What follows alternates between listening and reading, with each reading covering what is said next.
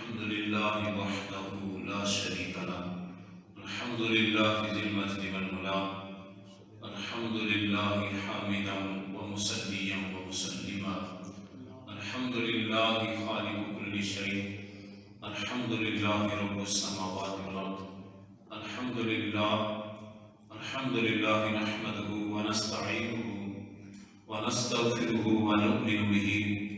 ونتوكل عليه ونعوذ بالله من شرور أنفسنا ومن سيئات أعمالنا من يهده الله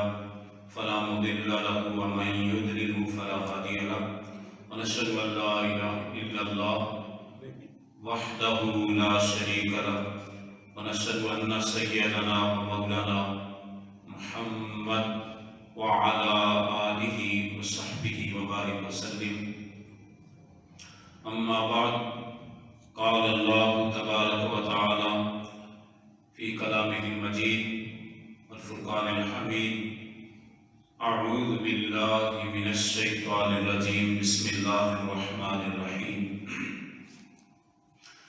هل أتاك حديث الغاشية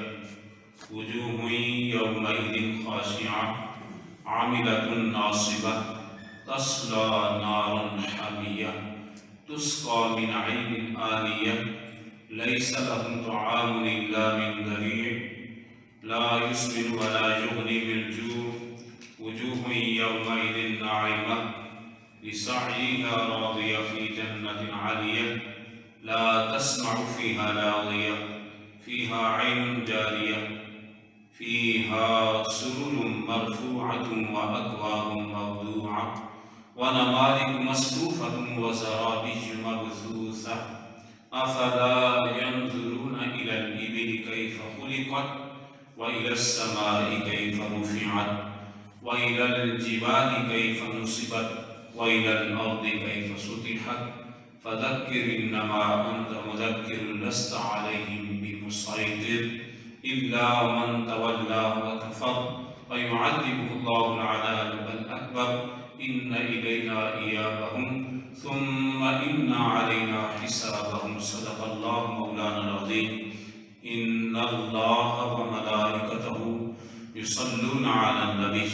يا أيها الذين آمنوا صلوا عليه وسلموا تسليما اللهم صل على سيدنا مولانا محمد وعلى آل سيدنا ومولانا محمد وبارك وسلم الصلاة والسلام عليك يا سيدي يا رسول الله وعلى آلك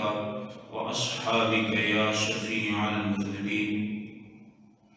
مولاي صل وسلم دائما أبدا على حبيبك خير خلق كلهم محمد سيد الكونين والثقلين والفريقين من عرب ومن عجم مولاي صل وسلم دائما أبدا على حبيبك خير خلق كلهم صدیق اکس حسن کمال محمد است فاروق ذل جاہ جلال محمد است عثمان ضیاء شمع جمال محمد است وحیدر بہار باغ خصال محمد صلی اللہ تعالی علیہ وآلہ وسلم بندہ پروردگارم امت احمد نبی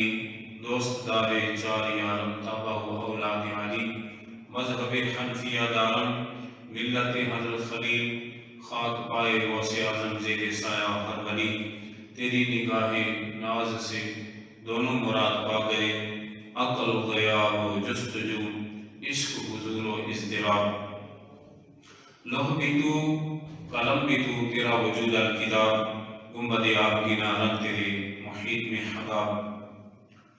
اللہ کی حمد و ثنا اس کی تعریف اس کی حمد اور اس کی خوبی پر مبنی کلمات پاک عرض کرنے کے بعد لاکھوں کروڑوں درود و سلام نبی کریم صلی اللہ علیہ وسلم کی ذات پر آپ کے آل و اصحاب اہل بیت اطہار ازواج طاہرات اور تمام ازواج قدسیہ پر بھی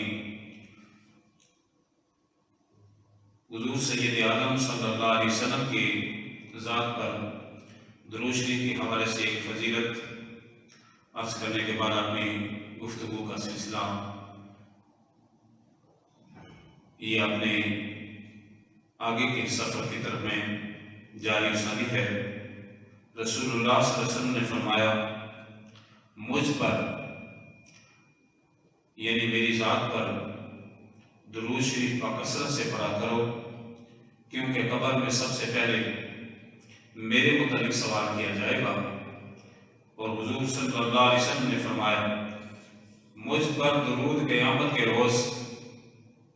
پورے صراط کی تاریکی کے وقت نور ہوگا، بس مجھ پر تم کثرت سے درود شریف پڑھا کرو۔ اور جسے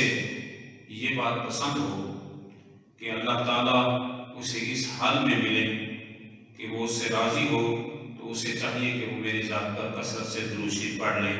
حاضری کے لیے ڈیوٹی پوری فرمائیں۔ الصلاۃ والسلام علیک یا سیدی یا رسول اللہ وعلی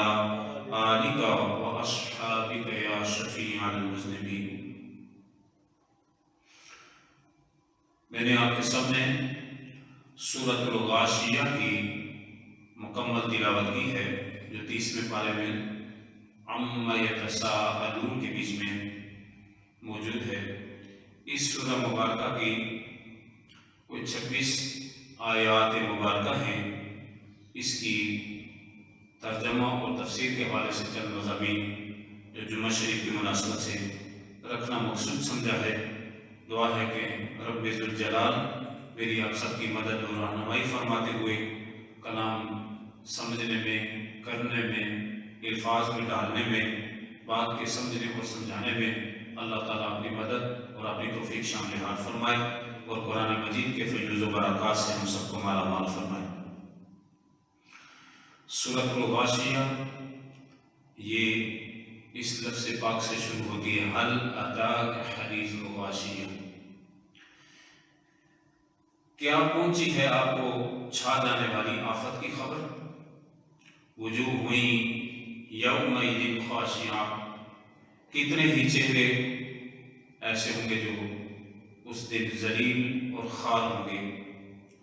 عاملۃ ناصبہ، اور کچھ ایسے بھی جو مشقت میں ہوں گے۔ یہ انہی لوگوں کے بارے میں بات ہے کہ جو جن کے چہرے ذلیل اور رسوا ہوں گے۔ فرما دیا گیا کہ مشقت میں ہوں گے، مبتلا میں، تھکے اور ماندے۔ تصلی نارا حامیہ، داخل ہوں گے جلتی ہوئی آگ میں یا دکھتے ہوئے انگاروں میں۔ تسقی من عین آنیہ، انہیں پلایا جائے گا اس دن کھولتا ہوا پانی، یعنی کھولتے اسے دوسرا ہم آسان ترجمہ یہ کر لیتے ہیں گرم پانی، ابلتا ہوا پانی۔ لیس لہم طعام الا من ضریع، اور کوئی کھانا نہ مانگے گا، نہ ملے گا بجز خاردار جھاڑی کے۔ لا یسمن ولا یغنی من جوع، جو نہ فربا کرے گا یعنی موٹا بھی نہیں کرے گا، نہ ہی وہ بھوک دور کر سکے گا۔ وجوہ یومئذ ناعمہ، کتنے ہی چہرے اس دن ایسے بھی ہوں گے جو اس دن بڑے بارونق ہوں گے۔ لسعیہا راضیہ، اپنی کاوشوں پر خوش ہوں گے۔ فی جنت عالیہ، عالی شان جنت کے اندر اپنا مقام پائیں گے۔ لا تسمع فیہا لاغیہ، نہ سنیں گے وہاں کوئی بری بات یا لغو کلام نہیں سنیں گے۔ فیہا عین جاریہ، اس میں چشمہ جاری ہوگا۔ فیہا سرور مرفوعہ، اور اس میں وہ اونچے اونچے تخت نشی ہوں گے، یعنی ان بلند اور عالی شان بیڈوں کے اوپر تشریف فرما ہوں گے، بچھونے ہوں گے۔ وَأَكْوَابٌ مَوْضُوعَةٌ، اور ساغر کرینے سے رکھے ہوں گے، یعنی پینے والے جو برتن ہیں جن سے ان کی پیاس بجھائی جائے گی یا ان کی طمانینت کے لیے اللہ تعالیٰ انہیں پانی یا مشروب پلائے گا، تو وہ ان کے پاس رکھے ہوں گے، یہ ان کی عزت ہے۔ وَنَمَارِقُ مَصْفُوفَةٌ، اور وہ گاؤ تکیہ لگا، گاؤ تکیہ سمجھتے ہیں یہ گھر میں رکھے جاتے ہیں، عموماً گول تکیہ جن کو بولتے ہیں، یہ دیکھ لگائے، اس کی مثال دے کر ہمیں سمجھا۔ اللہ عالم وہ کس شان کے ہوں گے یہ تو کوئی نہیں، لیکن ہمیں سمجھانے کے لیے جو الفاظ استعمال ہوئے۔ وَنَمَارِقُ مَصْفُوفَةٌ، وہ گاؤ تکیہ لگائے بیٹھے ہوں گے، کتاب در کتاب وہ لگے ہوں گے، بڑی خوبصورت ڈیکوریشن کے ساتھ لگے ہوں گے۔ وَزَرَابِيُّ مَبْثُوثَةٌ اور قیمتی قالین بھی ان کی عزت کے لیے، ان کی بیٹھنے کی جگہ کو خوبصورت کرنے کے لیے اللہ تعالیٰ رکھے گا۔ افلا ينظرون الى الابل، کیا یہ لوگ غور سے اونٹ کو نہیں دیکھتے، جس کو ہم اونٹ بولتے ہیں، اونٹ نہیں دیکھتے، کیف خلقت، کہ اسے کیسے اللہ تعالیٰ نے عجیب خلقت سے پیدا فرمایا، یعنی اس کی کیا عجیب پیدائش ہے۔ وَإِلَى السَّمَاءِ كَيْفَ رُفِعَتْ، اور آسمان کی طرف نہیں دیکھتے کہ اللہ تعالیٰ نے اس کو کیسے بلند کیا۔ وَإِلَى الْجِبَالِ كَيْفَ نُصِبَتْ، پہاڑوں کی طرف نہیں دیکھتے کہ ان کو کیسے نصب کیا گیا ہے، اپنے اپنے جگہ پر جہاں پر رکھنا تھا رکھ دیا گیا۔ اب ساری زمین تو پہاڑ والی نہیں، بعض زمینیں بالکل میدان ہیں، سیدھی ہیں، سطحی زمینیں ہیں، ہموار ہیں، اور بعض زمین پر اللہ تعالیٰ نے پہاڑ رکھے ہیں۔ اللہ پاک نے اسی بات کی طرف اشارہ فرما، دیکھتے نہیں۔ وَإِلَى الْأَرْضِ كَيْفَ سُطِحَتْ، اور زمین کی طرف نہیں دیکھتے کہ اسے کیسے اللہ نے بچھونا کر دیا۔ فَذَكِّرْ إِنَّمَا أَنْتَ مُذَكِّرٌ، پس آپ صلی اللہ علیہ وسلم، اے نبی صلی اللہ علیہ وسلم، آپ انہیں سمجھاتے رہا کریں، آپ کا کام تو صرف سمجھانا ہے۔ لَسْتَ عَلَيْهِمْ بِمُصَيْطِرٍ، آپ کو کوئی ضرورت نہیں کہ ان کو جبر سے منوائیں، یعنی سختی کے ساتھ منوانے کی کوئی ضرورت نہیں کہ آپ ان کو تشدد کریں گے، انہیں نکیل یا ان کے زنجیروں میں جکڑیں گے۔ إِلَّا مَنْ تَوَلَّى وَكَفَرَ، مگر جس نے روگردانی کی اور کفر کیا تو فَيُعَذِّبُهُ اللَّهُ الْعَذَابَ الْأَكْبَرَ،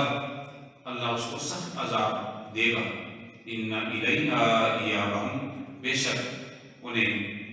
آخر ہمارے پاس ہی لوٹ کر آنا ہے۔ ثُمَّ إِنَّ عَلَيْنَا حِسَابَهُمْ، پھر یقیناً ہمارے ہی ذمہ ہے ان کا حساب لینا۔ یہ سورہ مبارکہ کی پوری آیات تھی، جو 26 آیات جو اس جگہ پر موجود ہیں، سورہ مبارکہ کی 26 کی 26 تلاوت کردہ آیات کا ترجمہ آپ نے مختصر سماعت فرمایا۔ پہلی بات تو یہ ہے کہ قرآن سمجھنے کے لیے اہل علم کی رہنمائی، ان کی صحبت، ان سے سیکھنا، ان سے اکتساب فیض کرنا، یہ انتہائی ناگزیر ہے۔ اس کے بغیر قرآن کریم کو سمجھنا یہ مشکل اور محال ہے۔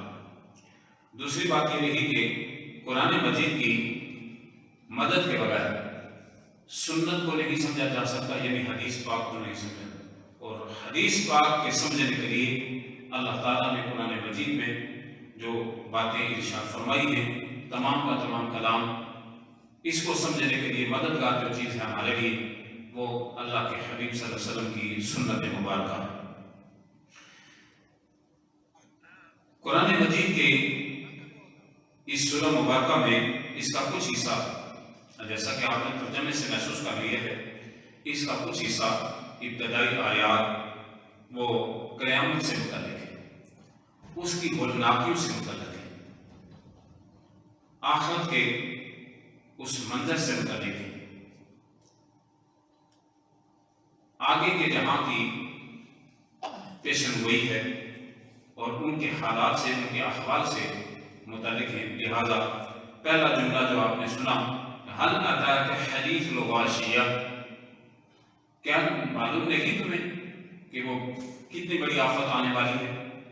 یہ آفت آنے والی غاشیہ سے مراد قیامت کی نشاندہی کی ہے، اور حدیث الغاشیہ حدیث خبر سے متعلق ہے، یعنی وہ بڑی آفت کی خبر آپ نے نہیں سنی۔ یہ کیا کا جو جملہ میں نے استعمال کیا ہے، یہ میری اردو سے سیکھنے، یہ عربی کا لفظ ہے حل، کیا، اس کا مطلب یہ ہے کہ یہاں سوال پوچھا جا رہا ہے اور سوالیہ جملے سے خبر دی جا رہی ہے، یعنی یہ جملہ اسمیہ اور خبریہ دونوں سے تعلق رکھتا ہے کہ اس کا مطلب یہ ہے کہ وہ قیامت جو ہے اس کے بارے میں تم نے نہیں سن رکھا کہ وہ آنے والی ہے؟ پھر فرمایا وجوہ یومئذ خاشعہ، آیت نمبر 2 ہے، اس میں فرمایا کتنے ہی چہرے اس دن ذلیل اور خار ہوں گے، کتنے ہی چہرے، کتنے منہ ایسے ہوں گے، کتنے فیس ایسے ہوں گے، اور کتنے ہی لوگ ایسے ہوں گے جو ذلت اور رسوائی کا سامنا کر رہے ہوں گے۔ یہ ان نافرمانوں کی بات ہے جو خدا کے رسول کے نافرمان اور اس کے دشمن۔ اور دشمن کی جب میں بات کرتا ہوں تو میں آج کیوں نہ یہی بات کہہ دوں یہاں پر کہ اس وقت کا موجودہ عصر حاضر کا جو دشمن ہے وہ جو فلسطین کے نہتے مسلمانوں کے بندے مقابل میں ہے، یہ اللہ انہی کے بارے میں کہتا ہے۔ یوں تو سارا کفر مراد ہوگا، لیکن یہاں پر جملہ میں آپ اپنے آپ کے لیے اور آپ کے لیے جملہ اصلیہ جو حاضر کی جو خبر ہے وہ دے رہا ہوں فلسطین کے مسلمانوں کے حوالے سے۔ آپ سمجھ لیں کہ بس یہ ان میں شامل ہے کہ کتنے ہی چہرے اس دن ذلیل و رسوا ہوں گے۔ اسرائیل سارے کا سارا اور اسرائیل کے حمایتی اور اس کی پشت پناہی کرنے والے اللہ کے ہاں ذلت و رسوائی بھگت رہے ہوں۔ فرمایا عاملۃ ناصبہ، حالت ان کی یہ ہوگی کہ وہ مشقت میں ہوں گے، حالت ان پر یہ ہوگی کہ وہ تھکے ہوں گے اور انتہائی مایوس کن ہوں گے۔ یہ ان کی تھکاوٹ، یہ ان کی ماندگی کا عالم یہ ہوگا، ان کی شرمندگی کا عالم یہ ہوگا کہ تسلا نارا حامیہ، جس گڑھے میں انہوں نے جانا ہوتا ہے اللہ کہتا ہے دیکھو اب یہاں پہ جانا، اشارہ دیکھو۔ جیسے ایک بندہ جرمدار ہو اور وہ پکڑا جائے اور اس کو انتظامیہ والے اور ذمہ داران، مثال دیتا ہوں یہ بہت چھوٹی مثال ہے، اس مجرم کو پکڑ کر پہلے تھانے میں لگے، پھر وہاں سے مڑ کر جب عدالت میں ہوئے پیشی پہ پیشی بھگتی، لاسٹ جس دن چیف جسٹس کے پاس فیصلہ حتمی اور اس کا فیصلے کی خبر آنے کا جو انتظار ہوتا ہے اس میں ناکام ہوا یا اس میں بری ہو گیا، اس دن اس مجرم کی حالت کبھی آپ کے سامنے کتنی مثالیں گزری ہوں گی، تو تھوڑا سا منظر جب اس کے سامنے ہوتا ہے تو کتنا بیچارہ ڈرا ہوتا ہے اس دن، نہ جانے کہ آج میرے بارے میں کیا رپورٹ آتی ہے۔ وہ رپورٹ کا سن کر ہی کہ آج میری پتہ نہیں نہ جانے کیا ہوگا،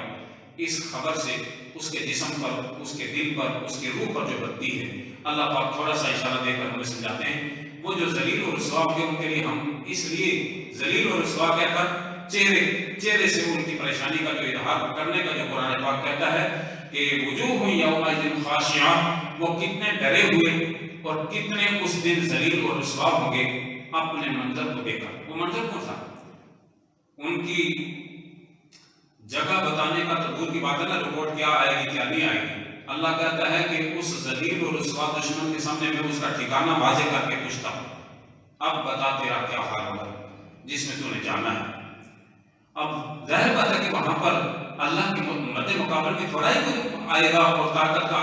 آزمانے کا وہاں پر کوئی پروگرام ہوگا، وہاں پر تو صرف جکڑے ہوئے حالت میں، مجبوری کے حالت میں بس نہ ہائے کر سکتا ہے نہ بائے کر سکتا ہے، بس سزا بھگتنے کے لیے اب تیار ہے۔ سزا بھی کیسی؟ ٹلنے والی نہیں، ٹلنے والی نہیں۔ استغفر اللہ، العیاذ باللہ۔ اللہ پاک فرماتے ہیں وہ کتنا برا منظر ہے جس میں فرمایا جائے گا یہ کوئی رات یا دن چڑھنے والا نہیں کہ آج دن ہے تو اگلی رات آئے گی، رات کے بعد پھر دن چڑھ جائے گا، دیکھا جائے گا کیا ہوگا، ایسا نہیں ہے۔ فرمایا گیا کہ وہ گھاٹی ایسی ہے جس سے ایک بار گزر جائے گا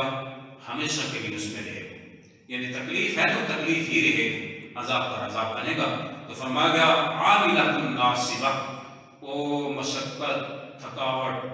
بری حالت ہو کر اس وقت میں مجبوری بے بسی کے عالم میں ہوں گے جس کو اللہ کہتا ہے عاملۃ ناصبہ۔ آؤ تمہیں میں بتاتا ہوں میرے نافرمان کی سزا کیا ہوتی ہے، آؤ میں تمہیں بتاتا ہوں اسرائیل دنیا کا جو بدماش ہے، بظاہر صورت دیکھ کر یہ قرآن ہے اور قرآن کہتا ہے اے مسلمانوں تم گھبراؤ نہیں، ہم ایسے ظالم کے لیے اپنے ہاں سے سزا جو مقرر کرتے ہیں وہ یہ بھی ہوگا، اور ہماری اسلامی تاریخ میں یہ بتایا گیا وہ وقت بھی آنے والا ہے اے امت محمد، چکنا چور امت، دردوں سے بھری امت، جن کے بچوں کو چھینا گیا، جن کے بچوں کے ساتھ ذلت و رسوائی پیش کی گئی، جن کے باپوں کے سامنے ان کے دیش کو، ان کے گلشن کو اجاڑا گیا، تو مت سمجھنا ہمیشہ کے لیے اسی طرح مظلوم رہو گے۔ اللہ پاک فرماتا ہے وہ وقت بھی آنے والا ہے جب میرا دشمن میرے بدن میں مقابل میں آئے گا تو فرماتا تسلا نارا حامیہ، آگ جلتی ہوگی، انگارے دکھتے ہوں گے، ہم کہیں گے جاؤ اس وادی میں جاؤ، تمہارا مقام میں نے یہ رکھا ہے۔ اور اسلامی تاریخ یہ کہتی ہے کہ ایک وقت آئے گا حماس کے مجاہدین کے مد مقابل میں یہودی چھپتا پھرے گا، پتھر کی اوٹ لے گا تو پتھر بتائے گا، اس مجاہد کو بتائے گا کہ یہ یہودی یہاں پہ چھپا ہو، درخت کی اوٹ لے گا تو درخت بتا دے گا، زمین کے کسی بیروان کے ساتھ، اونچی ٹیلے کے ساتھ پنا لے گا، زمین بتائے گی کہ میرے پاس چھپا ہوا ہے۔ یہ منظر آنے والا، میں قرآن پاک کی سورۃ الغاشیہ کی تفسیر کے ساتھ یہ آپ کو موجودہ حالات کی تناظر میں یہ بات کہہ رہا ہوں۔ تسقیٰ من عین آنیہ، استغفر اللہ، اللہ اپنی پناہ میں رکھے۔ اللہ کہتا ہے کہ جب انہیں پیاس لگے گی نا، اس گرمی میں جب جائیں گے آگ میں، تو پھر اس پل میں وہ کہیں گے، زبانیں باہر نکال کر کہیں گے کہ ہمیں پیاس بڑی سخت لگی ہے، تو کیا بنے گا؟ تو اللہ پاک ان لفظوں کے ساتھ ان کو یاد کرتا ہے، کہتا ہے تسقیٰ من عین آنیہ، ہم ان کی آنکھوں کے سامنے ابلتے ہوئے چشمے ان کے سامنے رکھیں گے، ابلتا ہوا پانی، گرم پانی سردیوں میں وہ بھی ہلکا ہم رکھ کر غسل کرنے کے لیے استعمال کریں، تھوڑی سی پانی کی ٹھنڈک کم ہوتی ہے، لیکن یہی پانی اگر فل گرمی کے اندر خوب گرم پلایا جائے تو دنیا کے اندر انسان کی مزاج کی کیفیت یہ ہے کہ وہ اس کے دور تک اس کے برتن کو ہاتھ پکڑنے تک بھی گریز کرتا ہے، اس برتن کے ساتھ بھی میں ہاتھ نہیں لگاتا ہوں۔ تو جن کو سزا کے طور پر پیش کیا جاتا ہو وہ پانی کیسا ہوگا؟ فرمایا تسقیٰ من عین آنیہ، ہم اس پانی کو ان کے سامنے رکھیں گے، وہ منہ کے قریب لے جائیں گے، ہونٹ لگانے کی دیر ہوگی کہ ایک قطرہ بھی اگر ان کے منہ سے لگ گیا، منہ کے ساتھ لگنے کی دیر ہوگی کہ آنتڑیاں نیچے کے راستے سے باہر ہوگی، چلی جائیں گے۔ یہ ان کی سزا کا ایک منظر ہے جو بیان کیا گیا ہے۔ یہاں پر یہ بڑے بڑے دشمن کی بات ہے، میں یہاں پر ایک جملہ بولوں، یہ اضافی جملہ ہے تفسیر سے ہٹ کے، کہ رسول اللہ صلی اللہ علیہ وسلم کی حدیث مبارکہ ہے، یہ آپ تازہ بات سنیں گے آج کے درس میں، یہ میرے منہ سے تازہ بات سنیں گے، آپ کی معلومات میں شاید نہ ہو، یا ہو تو اللہ عالم بالصواب، اللہ عالم و رسول اللہ اور اللہ کا رسول بہتر جانتا ہے، لیکن میرے جو اندازے کی بات ہے میں نے یہ بتائی۔ بہرحال یہ جملہ سن لیجیے حدیث پاک کا، رسول اللہ صلی اللہ علیہ وسلم نے فرمایا کہ جس مسلمان کو صدقہ دینے کی توفیق نہ ملے، جس کے پاس مال نہ ہو، وہ روپیہ نہیں رکھتا، کوئی سوٹ نہیں رکھتا، کپڑے نہیں دے سکتا، اناج نہیں دے سکتا، کوئی صدقے کی چیز نہیں ہے جو نہیں کر سکتا، آج آپ نے بات سنیں، میرے نبی نے فرمایا وہ یہ کرے کہ یہودی پر لعنت لگے تو اس کا وہی صدقہ ہو جائے گا۔ یہ میرے جملے، اور میں نے حدیث پاک سے سہارا لے کر آپ سے کہا کہ جس مسلمان کے پاس صدقہ دینے کے لیے کوئی چیز نہ ہو، وہ اور کچھ نہیں کر سکتا، وہ یہودی پر لعنت لگے کر اللہ کے حضور میں صدقہ ہے، اس کا وہ صدقہ قبول کیا جائے۔ اور جب جاتے ہیں نا بیٹھتے اٹھتے گھروں میں تو کہا کرو اسرائیل پر اللہ کی لعنت، یہودی پہ اللہ کی لعنت، اس ذلیل اور رسوا کے پر اللہ کی لعنت ہے، یہ صدقہ ہے۔ میرے نبی نے اس قدر ضخیم الفاظ، سخت الفاظ کے، آپ سنتے ہیں کن کے بارے میں کہ وہی جن کے چہرے جس دن اللہ ذلیل اور رسوا اور خار کر کے سامنے میں رکھے گئے۔ آگے میں فرمایا لیس لہم طعام الا من ضریع، پانی مانگا جائے گا تو پانی کا وہ حشر میں نے بتایا تسقیٰ من عین آنیہ، آنکھوں کے سامنے کھلتا ہوا پانی، ابلتا ہوا پانی، زہری کا پانی۔ یہاں لیبارٹریاں ہمارے پاس دنیا کے اندر ٹیسٹ کرنے والی موجود ہوتی ہے، پانی کو چیک کیا جائے یہ پانی بیماری تو نہیں پیدا کرتا، جراثیم والا تو نہیں۔ یہاں ہمارے علاقے میں شاید نہ ہو اور ہوں گے بھی، ملک پاکستان کے اندر بھی یہ ادارہ کام کرتا ہے، دنیا میں بھی کام کرتا ہے، تو پانی کا ٹیسٹ کیا جاتا ہے کہیں کوڑ کی بیماری تو نہیں آئی، کہیں کینسر تو نہیں پیدا کرے گا، ذیابیطس، ہیپاٹائٹس بی سی وغیرہ تو نہیں پیدا کرے گا۔ یہ دنیا کے اندر صاف پانی ہے، جراثیم ہوتے ہیں لیکن پھر بھی صاف پانی، پھر بھی مجبوری کی حالت میں پیا جا سکتا ہے، پیاس بجھائی جا سکتی ہے۔ یہ میری بات جان لیں، پانی خراب ہے، جراثیم والا ہے، لیکن ایک وقت میں مجبور ہے اور کوئی پانی پی نہیں رہا تو اس پانی کو پیا جا سکتا ہے، مگر تواتر کے حساب سے منع کیا گیا کہ بیماری بڑھنے کا خدشہ۔ لیکن یہ بیماریاں تو علاج والی ہیں، ان کا علاج ہے کسی حد تک اس کا ممکن علاج، لیکن یہ جو بیماری اللہ کہہ رہا ہے اس کا سنیں، جس پانی کو پی کر بدن کی اندر کی آنتڑیں خود بخود گرنا شروع کٹ جائیں، دوبارہ کبھی وہ زخم دوبارہ درستی نہ ہو سکے، زخم پر زخم، بیماری پر بیماری، یہ سزا ہے۔ پھر فرمایا کہ جب وہ کھانا مانگیں گے تو کھانے کا عالم یہ ہوگا لیس لہم طعام الا من ضریع، کوئی کھانا مانگے گا تو پہلی بات ہے ملے گا نہیں، اگر ملے گا تو کیا ملے گا؟ الا من ضریع۔ یہ عرب کے ریگستانوں کے اندر جو لوگ جاتے ہیں، میں تو یہاں پر ویسے تقریر میری ہے نا، میرا جملہ ہے، جو لوگ گئے وہاں پر حج عمرے کے لیے جاتے ہیں، آگے ٹریول کرتے ہیں، تو آج کل تو وہ شہر کی حد تک ہی ہو کر واپس ہے، لیکن اس وقت کے حساب سے جو آج بھی صحرا ہیں ان صحراؤں کے بیچ میں چلے جائیں، ہمارے ہاں راجستھان چلے جائیں، یہ انڈیا کے اندر راجستھان، صوبہ راجستھان، یا ادھر کی پٹی تھٹ پال پر سے اس طرف میں چلے جائیں تو ایک جگہ آپ کو مل سکتی ہے کہ جس میں جو میں چیز ایک تھوہر نام کی بوٹی پیدا ہوتی ہے، تھوہر، وہ اتنے سخت کانٹے دار ہوتی ہے کہ یہ جو اونٹ چرانے والے لوگ ہوتے ہیں اکثر یہ ان چرواہوں کو، اونٹ کے چرواہوں کو یہ نظر آتی ہے، یہ اس سے واقف ہے، یہ اتنی سخت، اس کا کانٹا لگ جائے تو کینسر پیدا کر دیتا ہے، اس کا کانٹا لگ جائے تو بندے کو ناسور پیدا کر دیتا ہے، کینسر پیدا کر دیتا ہے، زخم اتنا تیز کر دیتا ہے۔ یہ تھوہر کی بوٹی، خاردار جہاڑی، اس کے پتے کھلائے جائیں، پتے کے کانٹوں چاروں طرف میں اس کے کانٹے ہوتے، چاروں طرف میں کانٹے ہوتے، تو جس کانٹے کے ایک دفعہ لگنے سے ناسور پیدا ہو جائے، آپ اندازہ کریں اگر خوراک کے طور پر بھوک لگی ہو، کچھ نہ ملا ہو، جب وہ کھاتا ہوگا پھر اندر کیا ہوگا؟ اللہ پاک نے ہم ان کو کھانے کے طور پر خاردار جھاڑی سے ان کی میزبانی کریں گے۔ پھر فرمایا لا یسمن ولا یغنی من جوع، جو موٹا بھی نہیں کرے گا یعنی پڑے گا بھی، کیا فرمایا؟ اور نہ ہی اس کی بھوک دور ہوگی، سزا کے طور پر وہ پتے کھاتے ہوں گے، سزا کے طور پر، اور ان کی کیفیت یہ ہوگی کہ کہیں گے کہ پہلا عذاب بہت بڑا تھا، اب یہ نئی جو مصیبت کریٹ ہو گئی ہے، جو پانی کی شکل میں ہے، جو کھولتا ہوا پانی پلایا جا رہا ہے، جو ہمارے لیے ہمیں کھانے کے لیے دیا جا رہا ہے، دری وہ خاردار دری، کانٹوں والی جھاڑی، یہ تو دوہرا عذاب آ گیا، آپ وہ نہ چھوڑ سکیں نہ کھا سکیں، یعنی جہاں پھنس گیا سو پھنس گیا، گلے کی وہ کہتے ہیں ہڈی بن گئی، نہ ہی نگلے تو نہ ہی سایہ، نہیں خبر ہو گیا کہ کیا ہو، یہ مصیبت کے طور پر بیان کیا۔ ان لوگوں کی کہانی بیان کرنے کے بعد سورہ غاشیہ میں ان آیات کے، یعنی یہ چوتھی آیت ہے، چھٹی آیت کے بعد، سورہ غاشیہ کی چھٹی آیت کے بعد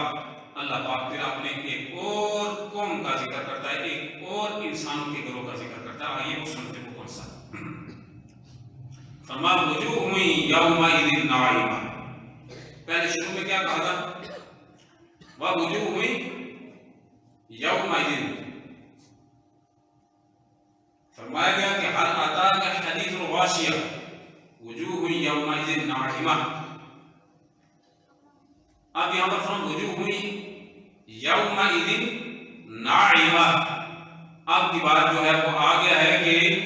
یہ وہ لوگ ہیں کہ جن کے چہرے اس دن بھی بارآمد ہوں گے، پہلوں کا ذکر فرمایا کہ وہ لوگ ہوں گے کہ جن کے چہرے یومئذ خاشعہ، ان کے چہرے بڑے پریشان مایوس کن، ان کے مد مقابل میں ایک اور بھی انسانوں کا گروہ ہوگا جو اس آخرت کے ماحول میں وہ بھی ملے گا، لیکن شان یہ ہوگی کہ ان کے چہرے اس سے بڑے بارونق ہوں گے، فقار والے ہوں گے، ان کے چہروں سے ان کی خوشی کا اظہار دور سے نظر آتا ہوگا۔ اور اگر میں یہ کہوں تو آپ سنیں گے، محسوس بھی ہوں گے، فلسطین کے وہ چھوٹے چھوٹے پھول اس دن اللہ کے ہاں بڑے خوش چہروں سے اللہ کے ہاں موجود پائے جائیں گے، اور ان کے چہرے بڑے تر و تازہ ہوں گے، وہ جو پھول جو اس ظلم کی پاداش میں چڑھے ہیں، میں اللہ کی عزت کی قسم، اللہ وہی بیان کرتا ہے۔ میرے جملے کچھ یہ ادھر کے تو میری بات کی اوقات بھی کچھ نہیں، لیکن میں خالد بن ولید رضی اللہ تعالیٰ عنہ کا وہ منظر جب کہ 60 بندوں کو 60,000 کے مقابلے میں لے کر کہا، جب عمر فاروق کے پاس اطلاع پہنچی کہ خالد بن ولید 60 بندوں کو لے گیا، 60,000 سے جنگ لڑی اور 60,000 بندوں کے بیچ میں 60 بندوں کو واپس زندہ سلامت لے آیا، عمر فاروق نے بلا دیا، آ جاؤ ذرا بتاؤ تو صحیح یہ کیا کیا تم نے؟ 60,000 بندے کے مقابلے میں تم 60 بندوں کو لے گئے، کیوں ایسا کام کیا؟ یہ اس لیے بھی سوال بنتا ہے کہ یہ عسکری حساب سے درست نہیں آتا کہ تم 60 بندوں کو مروانے کے لیے لے گئے تھے دوسرے دن، یہ نقصان کیوں کیا، ایسا کیوں کام کیا؟ تو سنیے اگلا جملہ خالد بن ولید رضی اللہ تعالیٰ نے کہا تھا، جناب عمر خلیفۃ المسلمین سچ بات تو یہ ہے کہ میں اس لیے لے گیا تھا کہ اللہ قرآن میں فرماتا کم من فئۃ قلیلۃ غلبت باذن اللہ، ہم تھوڑے بندوں کے ذریعے سے اپنی مدد اکثریت پر کر دیتے ہیں۔ میں آزمانے کے لیے گیا تھا کہ وہ کوئی اور ہے یا خالد بن ولید یا ان جیسے 60 میرے ساتھ کے ساتھی ہیں۔ میں نے تجربہ کیا آج وہ کوئی اور نہیں ہے، وہ ہم ہی ہیں۔ 60 بندوں کو 60,000 پر جیت کر واپس آنے کا تجربہ کر کے ثابت کیا وہ کوئی اور نہیں ہے، وہ ہم ہیں۔ تو میرے کم تر کے جملے یہ ہیں، میں گنہگار ہوں، میری بات صحیح نہیں ہے، میں غلط کہہ رہا ہوں، خدا نخواستہ میں غلط کہہ رہا ہوں، لیکن در حقیقت یہ اللہ میری زبان پر جملے لا رہے پڑے ہوئے نہیں ہے، میں یہ کہہ رہا ہوں کوئی اور نہیں ہوں گے در و تازہ چہرے والے، وہ فلسطین کے بچے ہیں۔ کوئی غلط اس کی تشریح کرے تو جا کے کرتا ہے، میری اپنی تشریح۔ اللہ پاک فرماتا ہم ان کو کیا کریں گے پھر آگے؟ فلسطین کے حماس کے اور ان مسلمانوں کی حمایت میں جانے والے مسلمان خواتین اور ان کے مرد جن کے پیچھے اپنا گھر ہے نہ در ہے نہ خاندان ہے، ان کے بارے میں اللہ کریم فرماتے ہیں ہم ایسے ہی لوگوں کو ان ذلیل لوگوں کے سامنے بٹھا کر فیصلہ کروائیں گے۔ ایک طرف میں تمہیں آگ دھرتی کے بیچ میں تمہیں ٹھکانہ دیا گیا ہے، یہ تمہارا درشن ہے، اس کو بھی تم انجوائے کرو۔ ایک طرف میں تمہارے لیے یہ ہے کہ ہم کھولتا ہوا پانی تمہارے لیے تباہ کے لیے خوش طبی کے لیے تمہارے لیے پیش کرتے ہیں، وہ پانی پیو اب مزہ چکھو۔ اسرائیل پیچھے بیٹھا ہوا بدماشوں کا پانی بھی بند کرتا ہے، اللہ کا قرآن مسلمانوں کو کہتا ہے زندہ رہو مت مایوس ہو۔ جو مسلمان ہے اور وہ اس کی حمایت میں اپنا دل دکھی سمجھتا ہے، ان کے لیے کوئی پیسہ روٹی پانی پہنچاتا ہے دنیا کے بیچ میں، یا وہ جا کر وہاں پر لڑتا ہے جو لڑ رہے، ان کے لیے خبر دی گئی ہم تمہارے لیے کیا کریں گے کہ جو پانی تمہارا بند کرتے تھے آج ہم نے ان کو کیسا پانی پلایا، ذرا یہ بندہ بھی تو دیکھو نا، کھولتا ہوا پانی پیئیں گے اور انشاءاللہ وہ یہودی پیے گا۔ بولیے انشاءاللہ کون پیے گا؟ آپ کہیں گے یہودی پیے، کون پیے گا؟ یہودی پیے گا، اس لیے کہ وہ اللہ کا لعنتی ہے جس پر رسول اللہ نے فرمایا جس مسلمان کے پاس کوئی صدقہ نہ ہو وہ دن میں ایک مرتبہ کم از کم دانت بھیجے تو صدقہ ادا ہو جائے۔ فرمایا وجوہ یومئذ ناعمہ، ان کے چہرے اس دن باوقار ہوئے، لسعیہا راضیہ، فرمایا کہ یہاں تک کہ ان قریب انہیں اللہ تعالیٰ اپنی رضا کی چادر بھی پہنائے گا۔ کیا کرے گا؟ اپنی رضا کی چادر دے گا، رضا سے وہ اللہ کے راضی ہونے سے، یعنی ان کو خوش کرنے کے لیے اللہ کے پاس یہ انعام ہے جس کو لسعیہا راضیہ، ہم ان کو اس کے بدلے میں کیا کہیں گے؟ خوش رکھیں گے۔ یہ خوش رکھنے کا ترجمہ راضیہ سے تعبیر کیا ہے، یہ راضیہ اصل میں خوش ہے اور وہ اپنے دکھوں کو بھول جائیں گے۔ کون بھول جائے گا؟ مقدس سرزمین کے نہتے ہوئے پھول جو شہید ہیں وہ بھول جائیں گے کہ دنیا میں ہمارے ساتھ کیا ہوا، اے اللہ تیرے پاس پہنچ کر تو ہم نے عالی منصب پایا ہے، تبادلے میں تو نے کیسا انعام رکھا۔ فی جنت عالیہ، آگے کی بشارات کا سلسلہ ہے، میں اس کو کہانی کو مختصر کرتے ہوئے یہ کہوں گا فی جنت عالیہ، کہاں پر پھر لہم طعام الا من غریب، خاردار پتوں سے ان کی تباہ اور ان کی خاتم مدارت، ان کو کھانا کھلایا جائے گا سزا والا برا کھانا، اور کہاں پر فرمایا جائے فی جنت عالیہ، ایک طرف میں وہ ہوں گے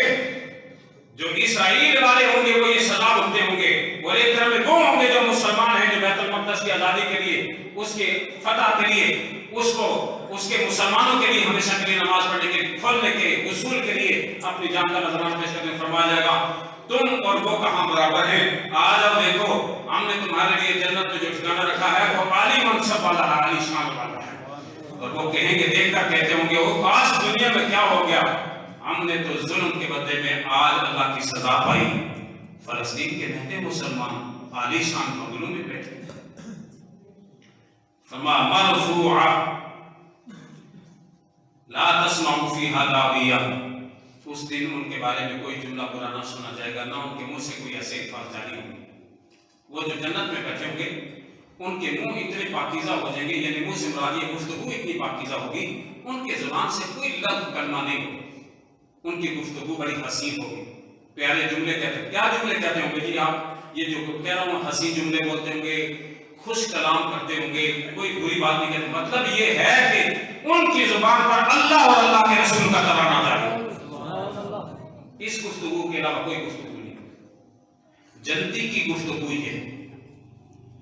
تو مقصد امت اگر پہچان جائے اور امت مقصد کو پہچانے، یہ سورہ غاشیہ جس ماحول کی خبر دیتی ہے وہ ماحول ادھر کا دنیا کا نہیں ہے، ادھر کا ماحول تجربہ ہے، آزمائش ہے، ابتلا ہے، میدان ہے، جہاد ہے، اور توپ اور تیروں تلواروں سے اور ان کے میزائلوں سے ان پر فاسفورس کے ذریعے سے حملے کیے جاتے ہوں، ان پر ایٹم بم کے ذریعے سے بم برسائے جاتے ہوں، ادھر کا یہ ماحول ہے۔ ادھر کا ماحول اللہ بیان کرتے ہیں کہ اے امت محبوب تم مقصد کو پہچانو، تمہارا مقصد بڑا عظیم ہے، اس لیے بھی کہ راہ کے کٹھن سفر کو دیکھ لو، بھاگو مت، ہاتھ مت روکو، اپنے سرحدوں کے دروازے کھولو، اور اس طرح بھی کھولو کہ صلاح الدین ایوبی جس کے لیے امت آج بھی کہتی ہے وہ صلاح الدین ایوبی کب آئے گا؟ وہ صلاح الدین ایوبی وہ تھا جس نے انگلستان کی سرزمین کے اوپر اس وقت کے ریجن برنارڈ کے لیے جس نے کہا تھا کہ کہاں ہے مسلمانوں کا محمد صلی اللہ علیہ وسلم آئے میدان میں ان کی امت کی دفاع کرے، تو صلاح الدین ایوبی ابھی زمانہ طالب علم کا اسٹوڈنٹ تھا، وہ کوئی مسلمانوں کا اس وقت کا امیر لشکر نہیں تھا۔ اس نے کہا تھا اچھا پھر یہی بات ہے تو پھر ہم میدان میں آئے چاہتے ہیں، اس نے کہا تھا ہم میدان میں آئے چاہتے ہیں، تم نبی کریم صلی اللہ علیہ وسلم کا نام لے کر تانا دیتے ہو، میں حضور کا صحابی بھی نہیں، تابعی بھی، تبع تابعی بھی نہیں، میں حضور کی امت کا آخری ایک ادنا سا فقیر ہوں، اب ہم میدان میں آتے ہیں۔ میدان کیسا سجایا؟ سارے لوگ بلائے، انگلستان والے، برطانیہ والے بلا لیے، بڑے لوگ آئے، کابینہ والے آئے، ان کے بڑے رؤساء آئے، اور ان کے ساتھ وہ بندہ بھی آیا، چونکہ یہ انگلستان کی کابینہ کا اہم حصہ تھا، اس نے جو جملہ کہا تھا سارے آئے، اس بندے کو چھوڑ کر سب کو ان کے لیے کرسی پیش کی، کہا بیٹھو، کرسی دینے کے ساتھ کہا کہ بیٹھو، جب بیٹھنے لگے تو اس کو کہا کہ اسلام کی تعلیم یہ ہے کہ جو جس لائق ہوتا ہم اس کو اسی طرح کی عزت دیتے ہیں، ان کو بٹھا دیا، کسی کو کرسی دی، کسی کو پانی دیا، اور پانی دینے کے ساتھ کہا کہ ہم آئے ہوئے مہمان کی یہ قدر کرتے ہیں۔ جب آیا نا وہ سامنے میں تو صلاح الدین ایوبی نے اپنی خونخوار آنکھوں سے اس کے چہرے کو دیکھا اور کہا کہ جو رسول اللہ کا دشمن ہے ایک ہی بار میں بڑا کیا تو گردن ہو جا پڑی، انہوں نے کہا ہم اس کا کام یہ کرتے ہیں۔ دنیا کی تاریخ میں صلاح الدین ایوبی اس کو کہتے ہیں۔ یہ میرے جملے جذبات کے اندر آپ کو سمجھائے، وغیرہ کتابوں کے اندر اور لکھا بڑا کارنامہ یہ ہو، آتے ساتھ ہی ایک ہی بار کیا تو گردن ہو جا پڑی، تو وہ دیکھتے رہ گئے، انہوں نے پوچھنے کی جرات بھی نہیں کی کہ یہ کیوں کیا، کہا تمہاری مہمانی اس لیے کی ہے، تم لائے اور تم نے کوئی جملہ نہیں کہا، یہ گستاخ نبی ہے جو میری خدمت میں ایسے آئے، جو حضور کا دشمن ہو تو صلاح الدین ایوبی کی تلوار سے کہاں سے آئے؟ کہاں سے آئے؟ امت ترستی، امت ڈھونڈتی ہے، خیالوں میں، دلوں میں، زبانوں میں، زمینوں پر، میدانوں میں تلاش کرتی ہے کہ صلاح الدین ایوبی کا آئے گا، اور انشاءاللہ آئے گا۔ کیا آئے گا؟ ان کا جانشین آئے گا، انشاءاللہ آئے گا، اور یہ قرآن کی خبر ہے، فرما فیہا عین جاریہ، ہم ان جنتی پھولوں کو، فلسطین کے شہداء کو جو بچے